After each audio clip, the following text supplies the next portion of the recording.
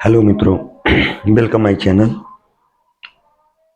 आज हम लोग जानेंगे जो हमारे प्राचीन ग्रंथ वेद पुराण आखिर यह है क्या और इसका हमारे जीवन में क्या महत्व है और इससे हमें क्या सीख मिलती है और इसे हमें क्यों जानना चाहिए। इसी टॉपिक पर हम लोग कुछ जानने का प्रयास करेंगे। कहा जाता है जो पुराण, 4 वेद, 6 शास्त्र, 18 पुराण और 108 उपनिषद है, जिसमें वेद सबसे पुराना है। वेद में भी ऋग्वेद सबसे पुराना माना जाता है, फिर सामवेद, फिर अथर्ववेद, फिर यजुर्वेद, फिर वेद से निकला पुराण। तो पुराणों की जो संख्या है वह 18 पुराण कहा जाता है। उसी पर आज हम लोग थोड़ा चर्चा करेंगे। ये पुराण है क्या? पुराण नाम से भला कौन व्यक्ति परिचित नहीं होगा? हर व्यक्ति पुराण को तो थोड़ा बहुत जानता ही होगा, या कुछ लोग और विशेष रूप से जानते होंगे। माना जाता है कि ये पुराणों का संबंध भारतवर्ष की पवित्र भूमि की प्राचीनतम हिंदू सभ्यता और संस्कृति से माना जाता है।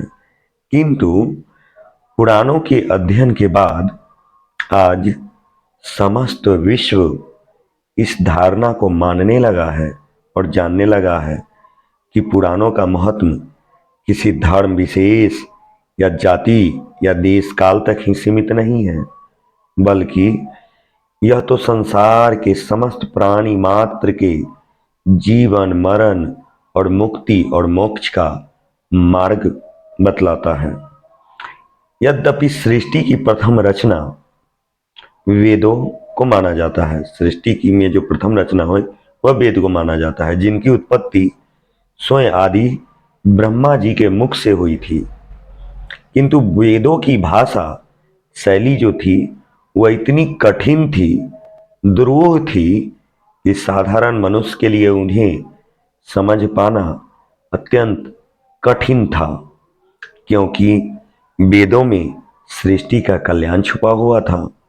अतः महामुनि जो वेद व्यास थे, उन्होंने अपने अन्य ऋषियों महर्षियों के सहयोग से वेदों की उस दुरूह और कठिन भाषा शैली को पुराणों के माध्यम से जन्य सामान्य व्यक्ति तक और उसके समझ में आने के लिए सरल भाषा में विभिन्न रोचक कथाओं के रूप में प्रस्तुत किया। तो फिर हम जानते हैं आखिर पुराण है क्या, पुराण का अर्थ होता क्या है। तो इसका अर्थ इनके नाम में ही छिपा हुआ है। प्राचीन ग्रंथों के अनुसार पुरा अपि, इसको कहा जाता है पुरा अपि नवम पुराणम, पुरा अपि नवम पुराणम, अर्थात पुराना होने पर भी जो नवीन हो, जिसकी वाणी हमेशा नयापन लगे, वही पुराण है। पुराणों की यह व्याख्या कितनी सटीक है यह इस तथ्य से ही स्पष्ट होती है कि आज का मानव अपनी जिन आधुनिक उपलब्धियों पर गर्व करता है तथा जिस स्थिति में स्वयं को पाता है, वह उन सभी का वर्णन पुराणों में बहुत पहले और तभी किया जा चुका था जब मानव की उत्पत्ति और सृष्टि की रचना हुई थी। संसार में ऐसा कोई ज्ञान और विज्ञान, कला और विचार नहीं जिसका वर्णन पुराणों में नहीं किया गया हो। इस सब का वर्णन पुराणों में मिलता है, या जिसका उद्गम पुराणों से नहीं हुआ हो, जिसकी उत्पत्ति पुराण से न हुई हो। संसार के समस्त साहित्य की उत्पत्ति भी पुराणों से ही मानी जाती है। पुराणों की इसी महिमा को देखते हुए यह माना जाता है कि प्राणी पुराणों का पठन पाठन या श्रवण करता है, पढ़ता है, सुनता है, समझता है, तो वह संसार के समस्त दुखों और कष्टों से मुक्त हो करके सुख की प्राप्ति करता है। उसके पूर्व जन्मों तक के पाप नष्ट हो जाते हैं तथा वह जीवन मरण के दुष्चक्र से मुक्ति हो ब्रह्मलोक की प्राप्ति करता है।